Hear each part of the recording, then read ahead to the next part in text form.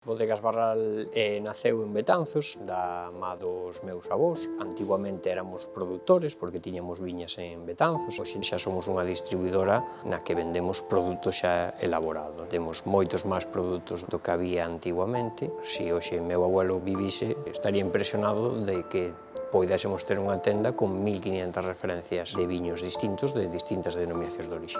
Viños galegos están collendo un gran papel, sobre todo, pois eso, Mencías de Valdeorras, Ribeira Sacra, Monterrei, Godellos e Ribeiros. E, por suposto, bueno, o produto estrella dos gallegos son os albariños. En Galicia temos moi bons licores, e hai moi boas destilerías. A denominación de orixe de Orujo de Galicia, a verdad que fixo un papel importante en eso de elaborar produtos con calidade. Cando os clientes chegan, moitas veces veñen con unha idea porque a veces pois é o que conocen, non? Pero a veces cando lles podes recomendar pois igual unha bodeguiña pequena que fai pouca cantidad, pero fai unha moi boa calidad, e o proban, quedan bastante sorprendidos. De feito, unha das cousas que nos beneficia a unhas grandes superficies é que conocemos o produto e moitas veces podemos lle dar un consello á xente de leva isto por este motivo. Moitas veces produtos gallegos que non están en grandes superficies e que son pequenos produtores, a xente ven pedindo ese tema un pouco de exclusividade. Penso que se está perdendo un pouco o tema de atención ao público, non? Aquí intentamos que todo cliente se vaya con unha boa percepción do noso negocio,